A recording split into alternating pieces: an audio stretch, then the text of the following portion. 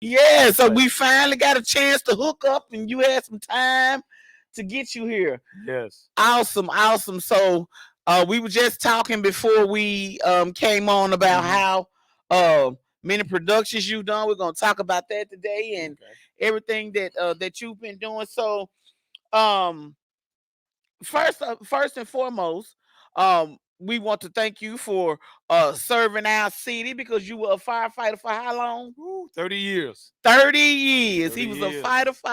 firefighter for 30 years, and you were like you were promoted to what? Captain. Yeah, he was captain. He wasn't just a firefighter. He was in the ranks, y'all. He was in Loved the it. ranks. Loved it. Loved it. I know, I know. So after 30 years, what made you decide I'm just done? Because you're still in good shape. I can tell you still in good shape.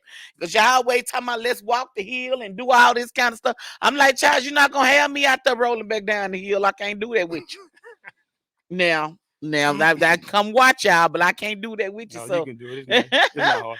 But no, I mean the process. Uh, the fire department is definitely a young man's job.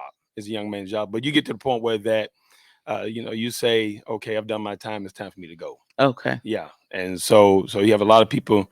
You have a lot of people, especially if you're in the operation part of it. Then you make the decision to say, hey, okay, I got everything in order. Everything looks good. It's time for me to go. Leave it to the young guys. Yes. And so when you left after 30 years, it gave you more time to focus on your passion. And your passion is playwriting, right? Right. Yes. He has written some of the I'm telling you, I've been saying this for years and years and years. Tyler Perry who? Because if Tyler ever met you and saw Mm-hmm. the stuff you do, I know that he will want you all to work together. Mm. You do such an amazing job, and not only do you do an amazing job playwriting, you do an amazing job just being a director. I Mm-hmm. love working with you. I love working under you, and I have such a good time. Um, and not only do he direct us, y'all, and he show us what to do, he feed us. We get fed on set, baby. That's my favorite part of working with Charlie Woo. You That's got what I call him, Charlie Woo, you because got I've to take been. you got to take care of your cast. Yeah, You yeah. have to take care of your cast. I He believe in takes that. care of us. He takes care of us. So when we're there and rehearsing, he has us there. He gets us in, gets us out. Mm-hmm. But I like the fact that you let us do um you let us put our own into it. You're Yeah. not one of those Yeah. directors that say, you say what's on this paper, cut and dry, that's it. But he would tell us to you tell us to Use your creative juices. yeah, and then do it Mm-hmm. to where we're comfortable with saying Right. it. Because if Right. we're doing because we're the ones up there have to say it. I mean, Right. you give us the script, but you let us do put our Right. own into it, And which is amazing. between those two, when it comes to directing and writing, but to me the hard part is actually writing it. That's actually Okay. the hard part because you're sitting there, you trying to step in the shoes of each character Hmm. as I write it. And you say that, but I don't feel like that was the hard part for you because you still writing while we on set, while we're in there. I mean, he'll switch up something in a minute, or in the middle of something he'll say, wait a minute. I'm gonna write this part in him. I want you to say this. I want you to do this. So Because it's something that either you or some of the other actors, whether it's Travis Johnson, Lawrence Sneed, or whoever up there, Derisha Rice, who's on the stage acting, you all may do something that it strikes a light bulb, and I say, wait a minute. I can use that. Trisha, hold up, change that around. yeah, Let's do yeah, this. yeah, yeah, And yeah. that works. Actually, that works for you all. So yeah. Okay, so tell me this: how long have you been writing plays? Uh, Let me see. Actually, I was writing way back when I was in high school. I may have to say junior high, but then it really became a passion after I decided to go on my own. I mean, I would write something down, Mm-hmm. and it's just your thoughts. You're collecting your thoughts and stuff like that. When you see things happen and play out in life, I write them down, and then I write a response to that and a Mm-hmm. reaction to that Okay, and to that okay. and to that. So you find a topic, and you build a story around it. But also when you build around that topic, you got to have 3 or 2 other stories around that, so that way you won't have just one story to focus on. You got other things. Does that make Okay. sense? Yes, Yeah, yes, yeah. And so yes. and so and so that so that so that brings about a whole story, because if something is happening here and the reaction or the effect is going on over here, then you have to address that issue, and that way, and at the end of the story, it all culminates to a conclusion at the end of the story. Okay. And that's why I try to step in each character shoes as I'm writing. Yes. So Yes. And I mean, and it's always just put together well. It's mhm. always put together well. So when you were in high school, did you write stage plays in high school? Did you ever do anything in school? I did some things while I was in school, but I mostly put 100% into it after I got out of school. Oh, That okay. was the difference. And Okay. I so mean, like, cause to me, like, I want to write a book. I've started, but I always stop, and it's just mhm. so hard for me to get it out of me and put it on the paper. So, like, what motivates you to write it and just keep going? Like, what comes up in your mind when you to say, okay, you know what, this I'm gonna name this play this, and I'm gonna write. Do you come up with the title first, or you come up with the play and then title it I would come last? I would come up with the title. What just depend. I would come up with the title in most, and as I'm writing it, my characters don't come out until later on. So when I'm writing something, I don't have the names for who's saying what until later on. Oh, So yeah, really? I would develop a name or whatever after. So okay, Oh, wow. Pocahontas or Mr. Ed or Otis or whatever. So Oh, that's how I do it. wow. So I basically write it. And so the response are different, one liners, two liners, three, or monologue or whatever. I write it, and then I will add names to it. Hmm. So I when I would think it so would be different. so It would be when the opposite way. so when I look at a character, if I'm writing lines for older gentlemen, that older gentleman is gonna probably be Mr. Johnson or Otis or Mr. Claxton, somebody old, where that, and get somebody to play that character, so that way everything that I've written down will come out strong on the stage, Hmm. and people I know that can actually do the job. Yeah. So. Okay. And then speaking of that, like, how do you go about? Because I know you love to work with new talent. You love to work with Yes. new talent. You always Oh do that. man. You always Oh man. like to Oh bring new man. talent.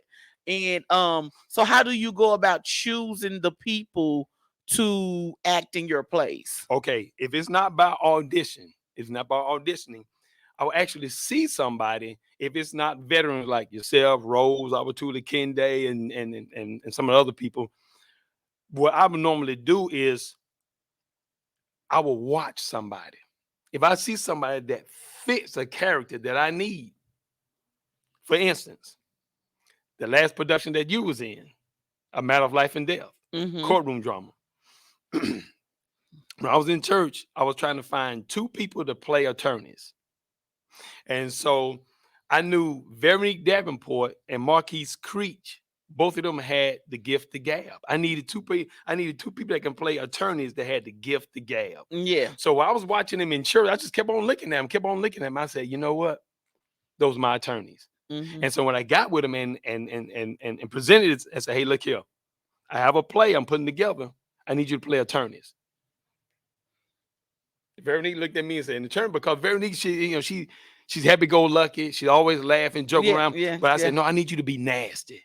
I need you to be aggressive. I Yes. need you to be an attorney." Mm-hmm. So and same thing with Marquise Creech. So and that's how that came about. So if I see somebody that I feel like that can play a part, and even if you never act before, I'm going to work with you. I'm going to get you to where I need you to be. So I don't have a problem with that. So which one do you like better? Do you like holding auditions or just picking your characters and putting them giving them a part in your production? Well, I like the whole audition because I like to see what's out there. Okay. Because I've been getting flack because people say, "Hey, you never gave me a chance. You never gave me a shot. You never gave me Yeah, a chance." yeah. So no, I guess they well within their rights saying that. Yeah. So I like both because I like to do auditions to see what's out there. And then a lot of times I go back to my old veterans who I know can do the job. Mm-hmm. Like I said before, like yourself, Kiko, and even a friend of mine I use, Lamar Flint. Okay. So And yeah. see, and you know what? See, every time he choose me to play a part in one of his plays, he always make me the funny person. But I'm serious too, Charles. So I want Because a you part. are funny. Yeah, but I want a part in the play where I can be serious. I want to cry on the stage, and I want to, cause I can do that. I want to be the mama or the girl or the grandmama or somebody, the matriarch of the family. You know what I'm saying? But I need Trish, one of those. Trish, you're so talented. I mean, you can play any role. I know, but I'm saying I have to show people I can do that Okay. because everything I do, everybody think I'm supposed to be funny all the time. Gotcha. But I know how to you know what I'm saying, be serious too. I want one of those roles. There was a production you was in that you was funny and you was serious because you had cried and yeah. And I think you kind of touched some people in the audience when you did No Man Can Stop You. Yeah. When you're, in the production, when your children died. When the twins died, yes. Yeah. And the fact that I have twins myself, Right, yeah. So you pretty effective in that aspect. So yeah, you really. But we need a new one now. That was years ago. Well, you know what? I've been actually I have Rose working on a production that she's going to do, that she's going to direct. But also, I'm working on 2 productions. One is going to be a film. I haven't. It's not written yet, but I'm getting all the information I need to get. And so, this is going to be a story on When I Say the Councilman. Okay. So yeah. And Very then compelling story. when writing your plays and stuff, and one thing I can say about Charles, he is a person that respects your talent, and he is one of the promoters and directors here who likes to compensate you for your skills. Yes. He loves to compensate you. He don't expect you to come and rehearse and do all of this hard work and not. I mean, he treats you nice on the set, and he also compensates. So, Charles Patterson, I got a lot of friends. You on my TikTok right here. Okay. And I got 221,000 followers, and a lot of them are striving actors and singers and everything. So if they wanted to be a part of your play and they wanted to travel here and they had a talent, would you consider putting them in one of your productions? Yes, I would. I don't have a problem with that because I spoke with several people from out of town about actually coming. I told them, I said, look, I will compensate you. There's no problem. So the thing is that I want you to come and put in the work. Put it in the work. And so because Zoom thing, that's one thing. But I gotta have you here physically because I gotta be able to feel it. I gotta be able to feel it. So so people ask me which one you like best, writing or directing. I love directing. Oh, okay. I love so directing. If somebody else could write it and you just direct, you'll be good. Oh yeah, I'm good with that. You're not good with that because you're gonna write something else in there, child. Oh yeah. I'm gonna modify it a little bit. It's just like Elise Davis. Elise Davis, she gave me a script and I read it. I think it's a pretty good script. And I told her, I said, you know what? I said, this doable. I can do this. I can do this. And because it's a good storyline. It's a good storyline. And so that's another project that in the future I will be definitely working on. So it just right now I'm just waiting for these auditoriums to open up because of COVID. Yes. So okay, so not only are you a director, a writer, a promoter, you are also an actor yourself. Yes. So how long have you been acting? Ooh, I've been acting up ever since junior high school. I've been acting since junior high school. I just love it because I think it's a skill, talent. I think when you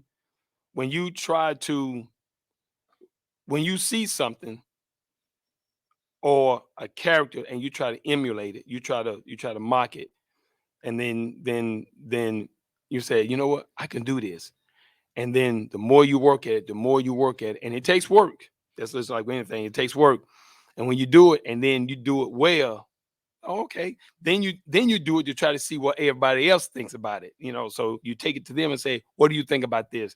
And if they like it, then that boosts your confidence up. And so the thing is that your confidence level when you walk into a room, not your ego, but your confidence level is always should be high, because you want that challenge. So I always love that challenge, no matter who it is. I've taken people that has never acted before. Matter of fact, hold on, let me give you an example. I was involved in a production with a young lady who wrote a play. It was at a church. And there was an older guy that was in the production, never acted before, Mm-hmm. but he couldn't read. Oh wow. He couldn't read. He struggled with reading. And so when I was working with him, and of course, that's not a funny moment. It's not a Mm-hmm. funny moment, anything like that. Yeah. So he really wanted to be in his production, in his production. He was an older guy. He's lived his life, raised his family and stuff like that. So, so we always respect people like that. Yeah. So I told him the people that his reaction from other people saying their lines, I told him to remember what you have to say next. Mm-hmm. So when this person say that, what do you say? He said it. Mm-hmm. When this person say what they said, what do you say? Mm-hmm. And so that's how he did the play. So he pretty much ad-libbed the whole play. He ad-libbed the whole play, but he took Mm-hmm. his script. I said, I tell you what, push the script aside, push that Mm-hmm. aside. And I just told him, I said, work on your response and your reaction when this person says this. Yes. Work on your response and your reaction when this person say that. Mm-hmm.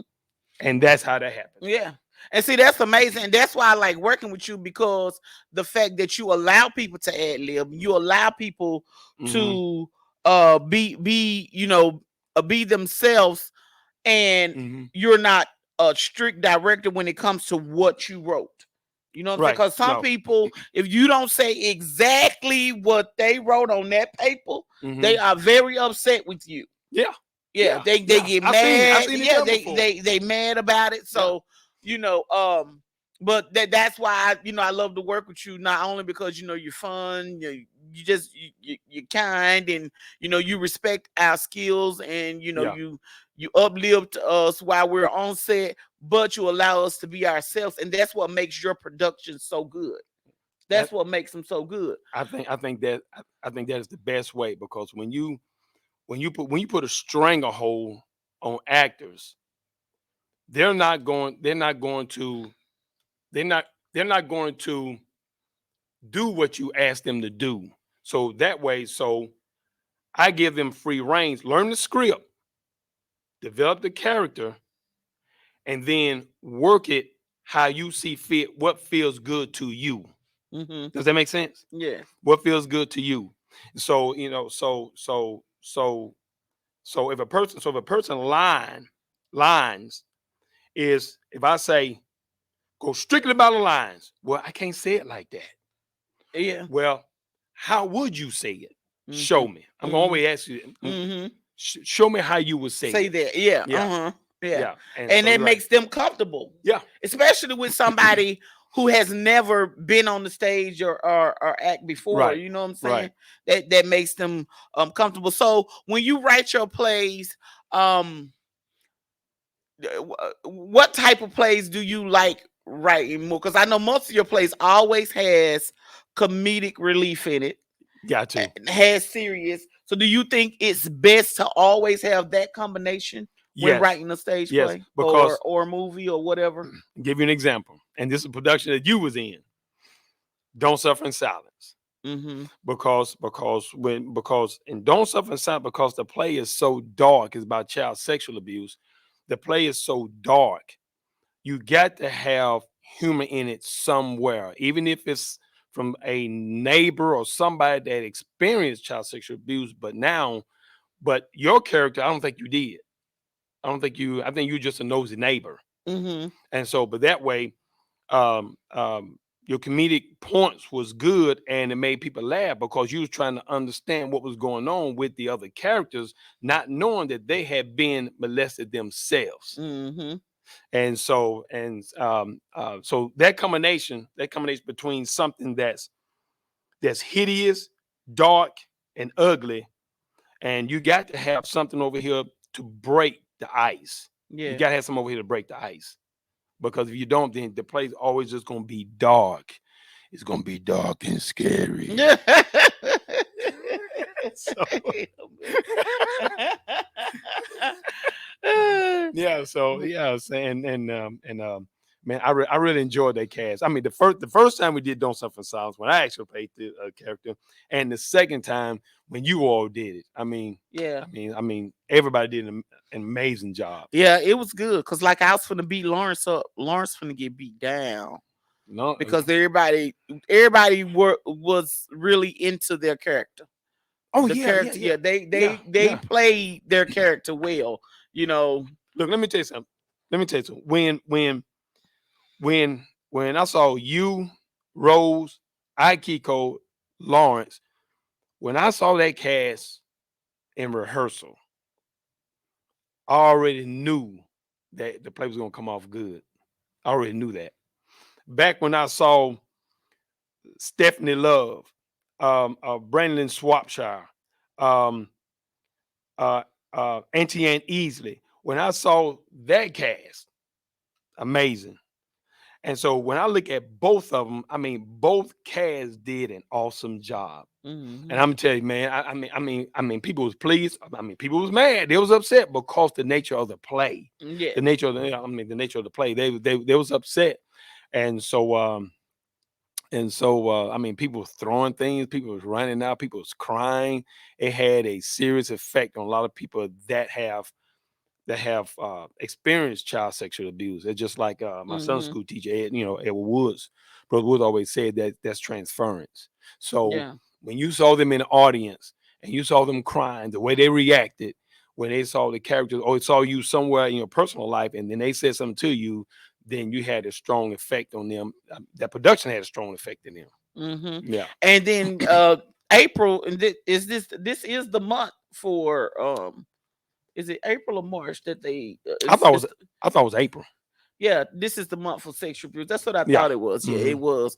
And because we performed it during April the Yes. last time, yeah, because it Yeah. was me and April's birthday. That's right. That's right. Yeah, we sure I'm did. gonna tell you something. I want to perform it again.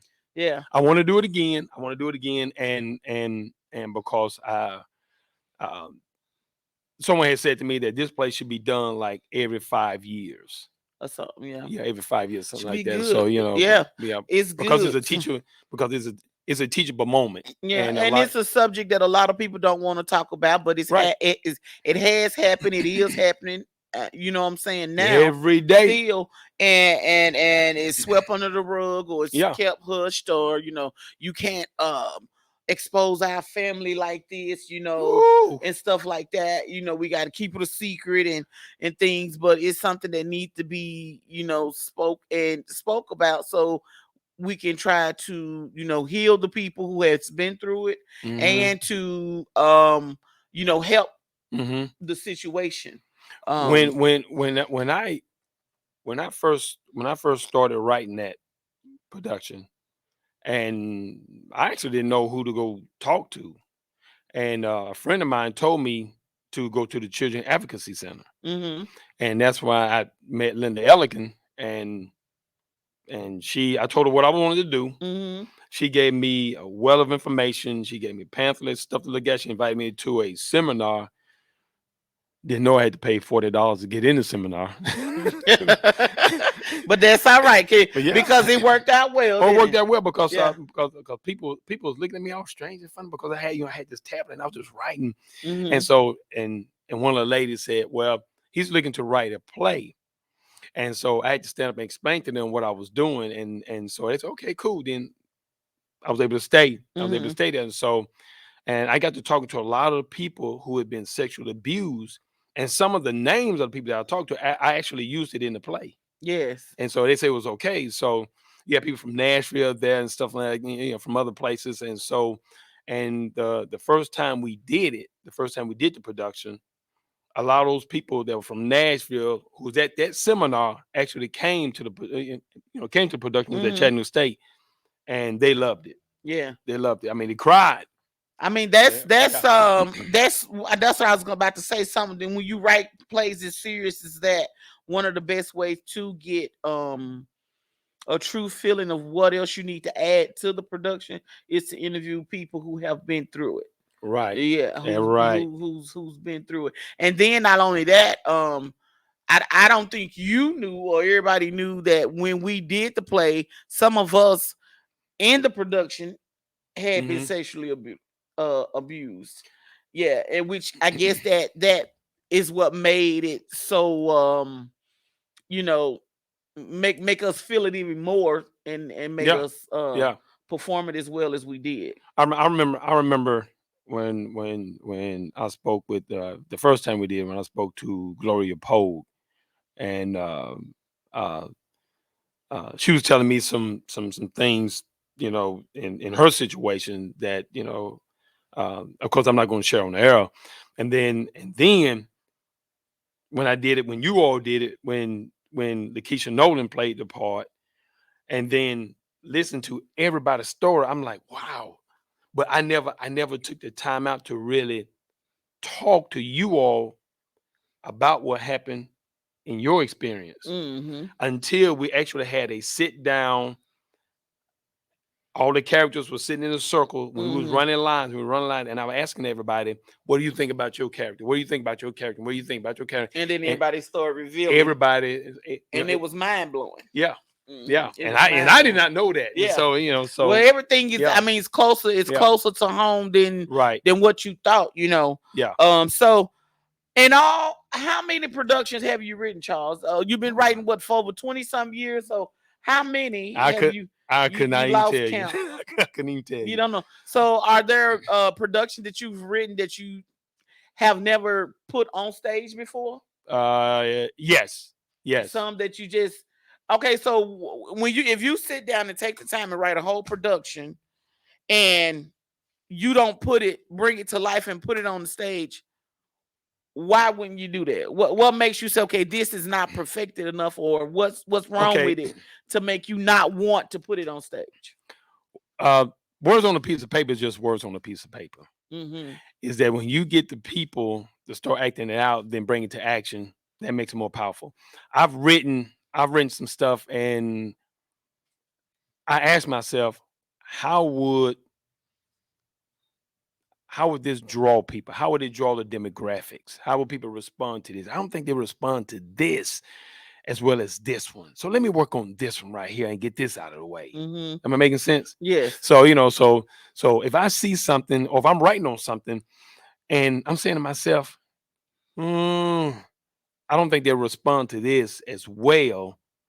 So let me push this aside and let me finish this one. Because sometimes I can be writing on two productions at the same time, right over here, and that can be very, very. That can be, yeah. Oh yeah.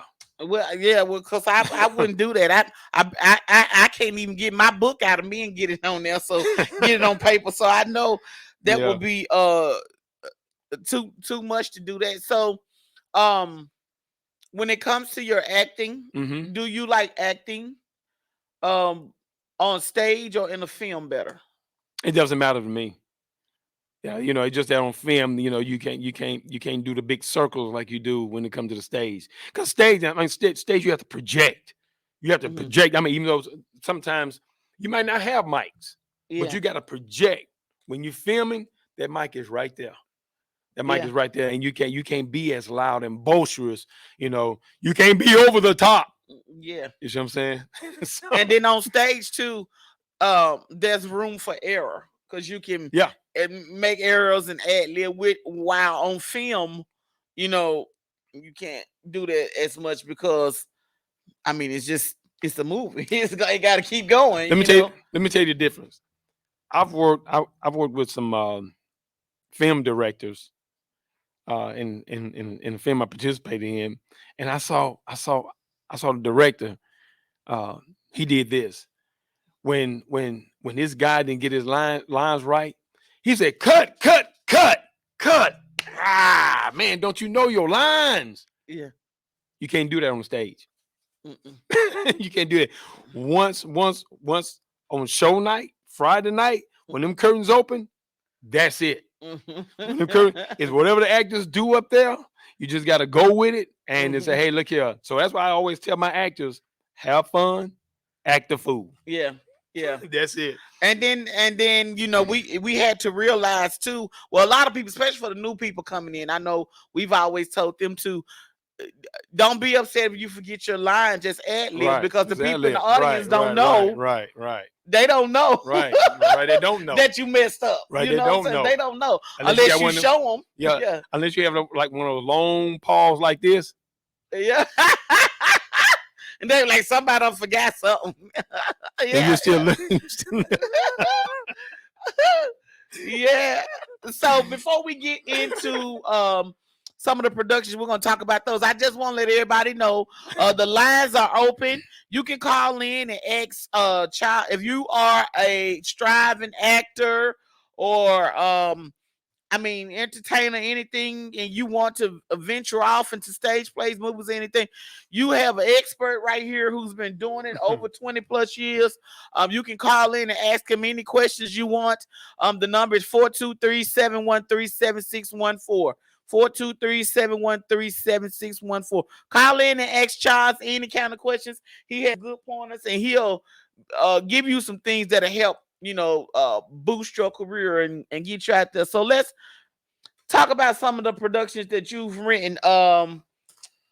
Like the one you said at first. Okay, Don't Suffer in Silence was one of the ones that I was in. I've done what we counted 5 productions with you. 5 productions. 5. Don't Suffer in Silence was one of the ones that and that's where am I? Oh, that's me right there, y'all. Right there. Y'all see me. Yeah, and that is my baby was right awesome. there. And this one is about when sexual abuse hits your home. So that was a serious one and a funny one. That one was really good. And here's another one that you were in, A Matter of Life and Death. Okay. And so with Don't Suffer Inside, what gave you the inspiration to write that one?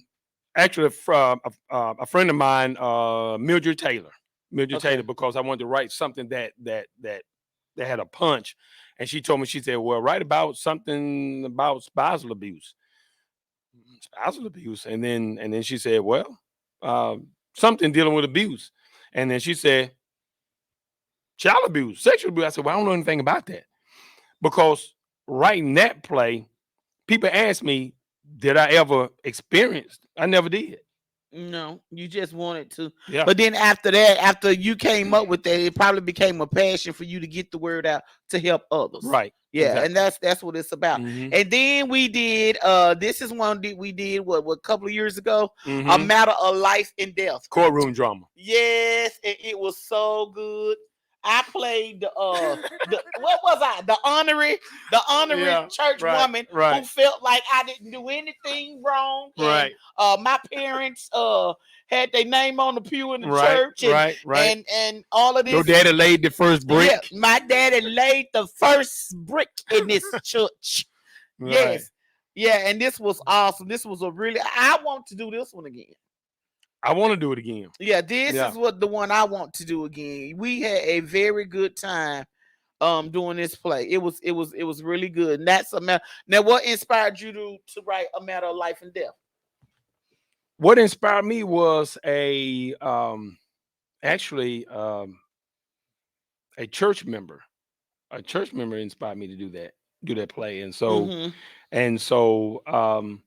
when I talked to a long time person I really admired was Miss Joyce G. I went to her after I cannot remember her name. Miss I can't remember her name. She's gonna be mad. But when I went to Miss G, and so and I told Miss G what I wanted to do, and so putting everything together and getting the cast together. So a lot of them, if you see on a lot of them, most of my church members when I put that production together, and so writing it, I had to get all the information because you got Bible scholars out there, Yes. and they're listening. So Yes. everything is dealing with the Great Commission. Mm-hmm. It's dealing with the Great Commission, and so the thing is that you're supposed to go out and tell everybody about Jesus. Mm-hmm. And so this young man, he does everything good, but he wasn't telling people about Jesus. So he was on trial for not spreading the good news of the gospel. Uh-huh. And that's what Veronique was just bearing down on Kevin on Kevin, and because he has not spread the good news of Jesus Christ. Mm-hmm. Yeah, and so I definitely want to do that one again. Yeah, that was a good one. And Okay. then one of the next ones, Christmas Thieves. Christmas Thieves. Now I was not in this one, but it was absolutely hilarious. Yes. He had another comedian here, Brandon Shropshire. Yeah, Brandon. She was in it. Lawrence Sneed and Travis Johnson and who else? It was a lot. George Johnson. George Johnson. Yeah, Rosie Russell. LeBron Young. LeBron Young. Yes, I remember him. Yeah. So all of these people, it was such an Mika G. Yeah, Mika G. And Rogan. Okay. Pastor Rogan's daughter. Okay. Yeah. And you played a part Moffley. in this. Did you not play a part in this? No, my voice was in it. I know it was something. Yeah. Who played the husband or something that came? I'm trying to remember. I don't know. I guess it was him. But it was an awesome production, you guys.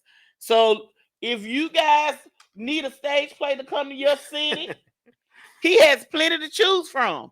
And he can give him a call or whatever. We're gonna give out his information so y'all can have it. And he will love to come bring one of his productions to your city, and you will not regret it. And this one is Choices. Okay, so I guess what inspired you to write Christmas Thieves is you just wanted to write a Christmas play. Yeah. Now, Choices, I remember this one. And this has a lot of good people in it. Yes, as well. Yeah. Tanae Jordan Jr. Yeah, Lawrence again. You use Lawrence a lot. Darius Jackson, Bell, Miles, and Darisha Rice. Yeah, Darisha. Pamela Clark. Yes, all good actors, and all of these are good. Are Carmen Edie. Very skilled actors from Chattanooga. Oh, yeah. We have some good people, some good actors here in Chattanooga. Now that production right there, it touched on bullying, dropping out of school, and sex. Okay, yeah. That was a good one. I remember going to see that. That was a good play. And then what is one of your next ones? Let me see. One of the ones I go to. Let me see these. He's one actually. Man. Well, he's a good man. Actually, was a script by somebody else. I directed that. Okay, so he directed this one. Yeah. He's a good man. Yeah, Lakeisha Nolan. Let me see. Turn around and see the rest of that cast. Oh yeah. Andy Burns. Yeah. And Burns. This is one that he directed. Yeah, so I mean, all of these plays, Kelly, and then Hope in the Ghetto is one you directed as well. Let's do that one. And that was directed by, he was written by Raymond Hughes. Very good talent. He was a talent writer. He has passed on. Yeah, but he wrote this. I was in this one too, guys. Look at me with my wig on, and that's my son right there. He played in that one with me as well. Yeah, now this one was on Amazon. Oh, really? Yeah. This one was, but I think they took it off since he passed away. Yeah, because but you used to be able to purchase that one on Amazon. Raymond was he was a talent. When he passed away, man, that hurt me because I saw a lot of the struggles, for his health is concerned, and so but he was an awesome talent. I enjoy working with him. Yeah. And so actually we had a good time doing it. He directed large portions of that, and I was the assistant director, right behind him. But I enjoy working with Raymond. Yes. Yeah. That was a good one. Yeah, and here's another one that he did Also, Okay. that was to This Tomorrow one, Never Comes. Tomorrow Never Comes. Mm-hmm. Okay. Yeah. And that was another one. And you helped direct that one as well. Yes. Yep. So like I said, we have a lot of talent in Chattanooga, and like if your city is looking for a nice play, or if you're looking to hey Kathy to get in a play, you can you know what I'm saying, tell them if they have a desire to do something, how can they get in touch? Give them your email address or your information, Charles. Okay. My email address is crystal underscore underscore entertainment at yahoo.com. That's CHRISTAL underscore entertainment at yahoo.com. I mean, he is an awesome, awesome playwright, you guys. Like I said, if you have any questions, if you want to call in and ask him a question about playwriting, if you're trying to write your own play, you can call in at 423-713-7614. 423-713-7614. The lines are open. You have an awesome director, promoter, actor, everything sitting right here in this seat that you can ask any questions you want. All of these productions, he wrote them or either he directed them, and he is just a very talented and well known here in Chattanooga, and he is an asset to our city. And I really feel that you should be honored in some type of way here because your productions always sell out. Mm-hmm. You always have. I mean, you've brought things, and so not only have you brought entertainment to Chattanooga, Mm-hmm. you've also gave people jobs and opportunities and helped Yes. them because you're paying them to perform in your productions. So you've helped people, and when you do things like that in Mm-hmm. the city, I think the city should honor you in a way. And so that's why I was so adamant about getting on here, and so people can. You're supposed to give people their flowers while they're here. And don't wait till they get over there. Right. It better be above the dirt than I up know under it. exactly. So, Yeah. what type of productions or stage plays, movies, or anything that you have lined up in the future? Right now, there. Okay. I just completed a short film with Devon Cooper, Sunless, and that's actually on Amazon Prime. Okay, Okay, that's Sunless, SUNLESS. And I did a short film with Stephanie Love called My Place. okay, And so, and then I did a um, I did a film with Rage. okay. With Scott, Rose. no, yeah, Yeah, right. With Rose is Rose, in it. Yeah, Scotty Caldwell, Rose, Rage. Coach Rose. She's on here with me every Yeah. Monday for Mental Health Mondays. Oh man, Rose was scandalous in Rage. Was she? She's a Oh, I gotta scandalous see it. Rage, Is but she that on played a good. DVD? No, it's not on DVD yet. It's not on DVD yet. Matter of fact, it's going to be in the upcoming film festival, Nuga Underground Film Festival with Chad Farmer. Yes, Okay, but yeah, and they're supposed to be bringing it back, showing it again, right? yeah. It's going to be this Sunday. Is it this Sunday? Yes. Okay, what time Sunday? I think it's going to be. Okay, don't give me the line. I'm trying to figure out the time because I got to be there. Well, you need to Google it on your phone and find the time or something, so I know. Because I want to be, I want to go see it. I haven't had the chance to go see it because I'm always busy, Okay. and I hadn't had the time. But I want to go support Rose Okay. and Okay. the production go see it. So, Okay. I'll definitely I'm, get that. I'll definitely get that into you just a few minutes. yeah. And then also, and the another film that I participated in was Colorblind. Oh, Lovely okay, Branch in Atlanta. okay, Yeah, yeah, yeah. okay, So that's not out yet. I played the father. okay, I had the father. I played the father of uh, the young lady. She's actually dating a Caucasian guy, okay. but the father is racist. Oh, wow. And my thing is that I had to set him straight because I don't want my daughter treated like that. Mm-hmm. So so that's why it's called colorblind, because sometimes in a lot of cases, love can be blind. Mm-hmm. Have a color, it can be blind. Mm-hmm. So But yeah, that can be the elephant in the room. Yeah. Well, that sounds like that's gonna be good. So all of these films and productions, if people want to look at them Mm-hmm. or find them, is there are any of them accessible like online or anywhere for people to? DVD, they can get in touch with me in terms of a DVD. Mm-hmm. None of them is not on. None of the plays are on no platform like Amazon Prime or anything like that. Yeah, not Yeah, yet. not yet, Not yet. not yet. Yeah. The business aspect of everything, that's tricky. Yeah. Oh man, that's tricky. Yeah. That is tricky. It is. So okay. So if there's anybody out there who is inspiring to be a writer, to write their own stage play, to direct a play, direct a movie, or become a director, or anything, what kind of wisdom or what kind of knowledge or um do you think you have? I mean, that you would give to them, offer to them. A lot of the, a lot of the young people when they come to me, they say, "Well, I want to act." My question is going to be, "Have you ever acted before?" Mm-hmm. They say, "No, but I have a desire." Mm-hmm. Well, if you have a desire and you're willing to work, that's all I need. That's Okay. all I need because here's the thing. That right there should be enough to motivate you.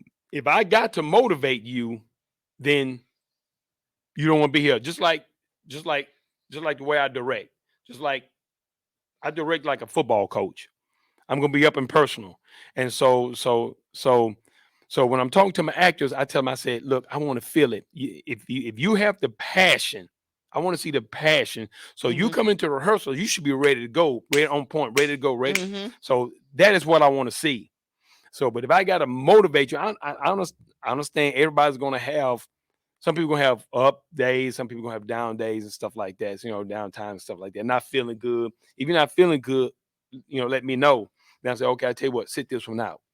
But Mm-hmm. my thing is that if you have a passion to act, if you have a passion to direct, the thing is that and if you never act before and you want to get in somewhere, I will always say, find your local theater, whether it's me or whoever, find a local theater, get in there, start working. Find out if it's something in there that you can do or that you need help in doing.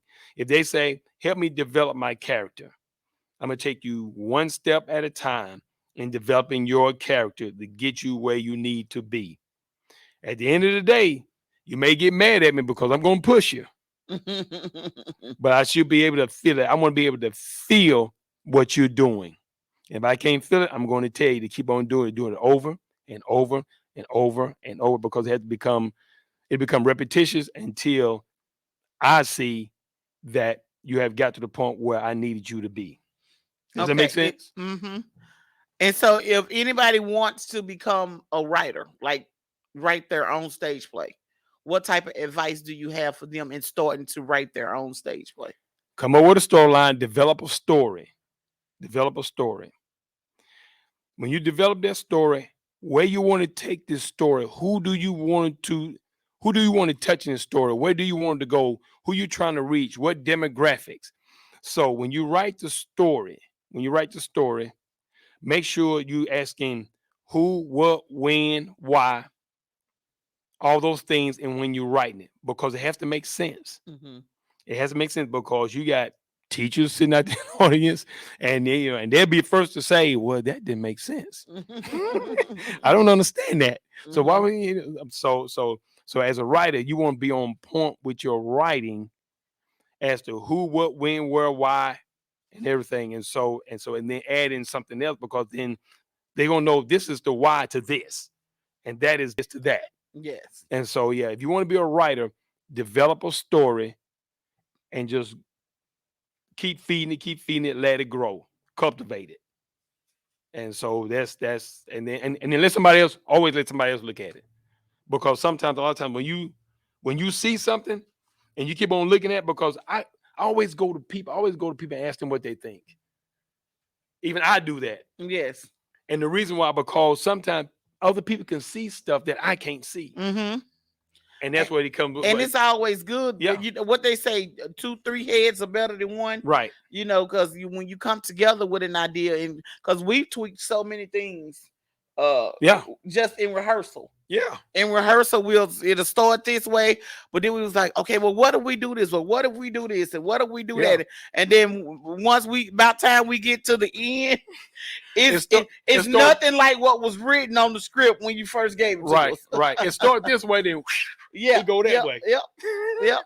And I mean, and that's just the magic of acting. Yeah. That's just the magic of, of things. I remember I was doing a stage play in Meridian, Mississippi, and one of the guys, he totally forgot his entire part on the stage. He forgot it, but he ad-libbed it so well. Right. We didn't know that he had messed it up. Right. Until after he got off stage, and we were like, wait a minute.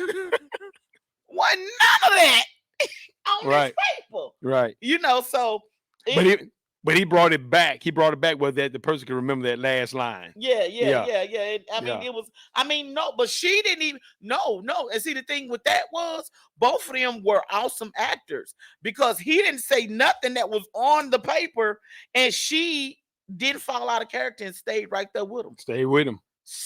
Yeah. And it wasn't until after they got off stage and both of them was like, "We did that." Yeah. Yeah, we did that. Yeah. You know, but it's all about becoming your character and, doing. I remember because in that same play, I was the person that I was interacting with was what is her name? From the Little Women of Atlanta. Juicy. Okay, yeah. Miss Juicy was the lady that was interacting with me in this stage play, and she knew none of her lines, you guys. None. Wow. So she was just like, I'm just gonna follow you. I'll follow you. And then when you say something, I'll say something. And so I was like, oh my God, Juicy. So and we did, and it worked out fine. It worked out. Nobody in the audience knew. Yeah. Because they didn't know what was in the script, So I mean, it can be so fun, and like I said, it's amazing. I saw a gentleman in a play,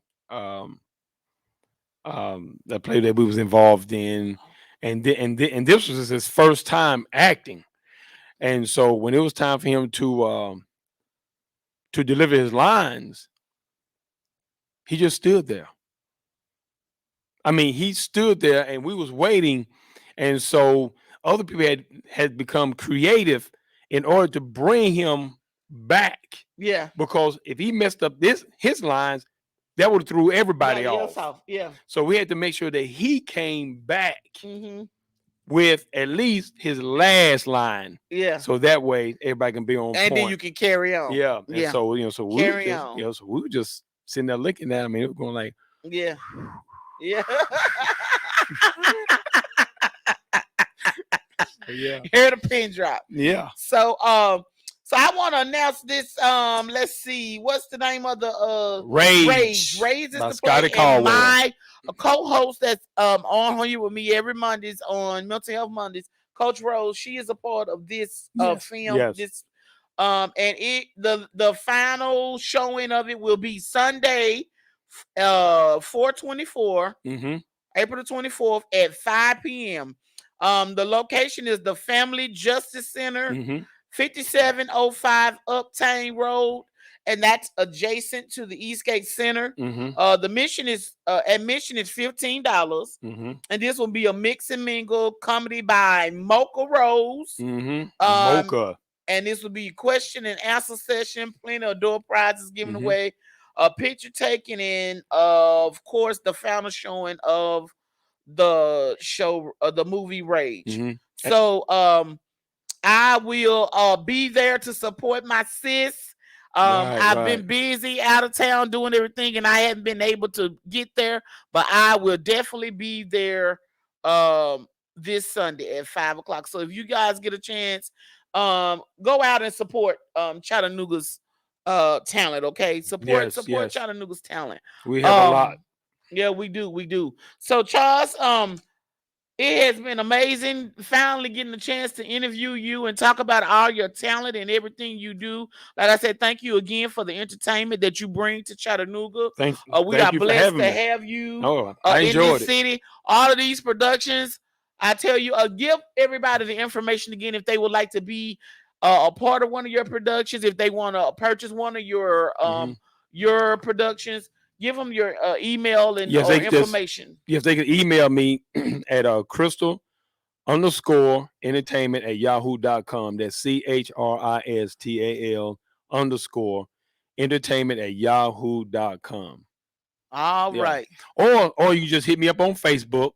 Just hit me Mm-hmm. on Facebook, Charles Patterson on Facebook. So you see me, you see my big ugly mug up there. And so you can just inbox me and that's fine as well. Charles Patterson Yeah. on Facebook. Y'all hit him up and get some of these productions. I'm telling you, you will enjoy them. You'll watch them over and over again.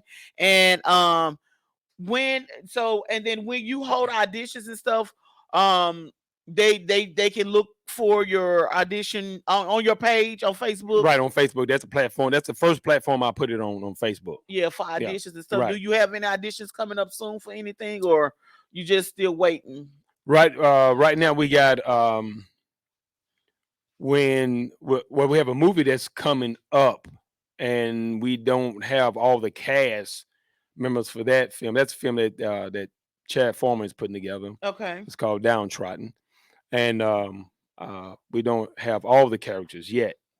So that one is coming up. In terms of what I'm doing, I've started writing on a production that's going to involve a very very um, I, I don't want to say disturbed. I want to say very compelling story. Okay.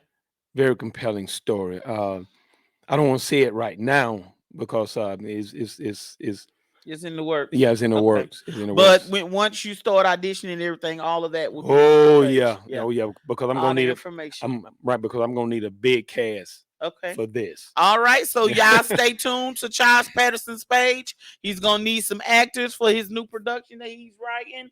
And you will definitely enjoy being a part of that. Um Also, I'll be putting up a video soon about some things that I'm working on. I am doing a sponsorship for the help project that I'm working on, a project called Project Help. And Project Help is a project that I'm working on because I want to feed the homeless people. Hmm. um Help, HELP, as my acronym that I've always used. I sell it on shirts on my website.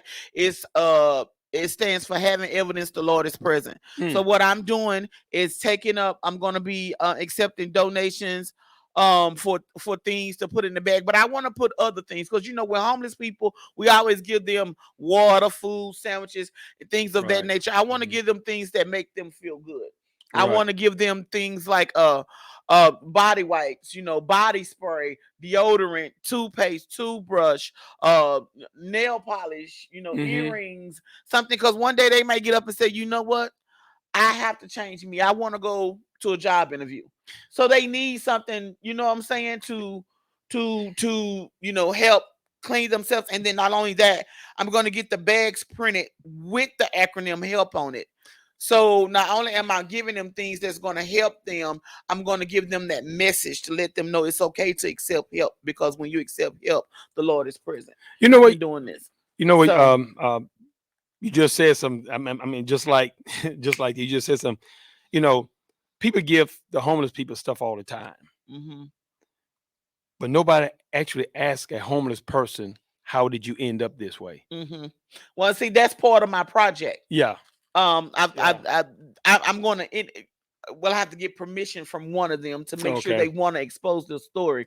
Yeah. I'm Right. going to interview one of them on Yeah. on my show, Hmm. for them to, I want to know, how did you end up this way, so they can Right. tell. But I just don't run up on the homeless and ask them these questions, Right. because I don't think that's right. You give to people because you love to do it. You don't give it for cool points. Hmm. I hate people who go run up on the homeless and just film them doing something. That's not how you give people things, you know. Right, right, So, right. but my project is for that, and then in June I am going to perform in LA. I've got the opportunity to perform in Wow. LA and Hollywood on Sunset Boulevard at the Laugh Factory, and part of my sponsorship is for me to have transportation. I mean, Mhm. to my flight there now because it's expensive.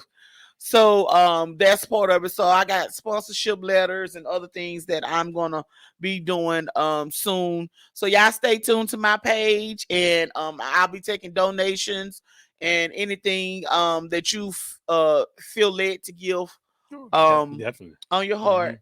Mhm. I have two sponsors who've already given. I'd like to give a shout out to Kevin Chambliss. Mhm. He is the president of Street Fair. He was my first sponsorship. My second sponsorship is the beautiful Miss Susan Freeman. She Mm. sent some her donation yesterday, and everything is just very much appreciated. And I can't wait to go to LA, perform, and get back and get out here in these streets and give back Right. to the community. There you go. Thank you all for tuning in. Thank you again, Charles, for showing It's up been a blast. and I giving enjoyed us it. all of this information to help inspire people to Mhm. go follow their dreams. Yes. To go follow their dreams. I appreciate Go it. for it. I look forward to working with you soon again. And so everybody out there on Facebook, TikTok, Instagram, I love y'all. Thank y'all for tuning in. And no matter what happens in your life, when you get ready to leave and go out and be successful, always remember to pack a smile.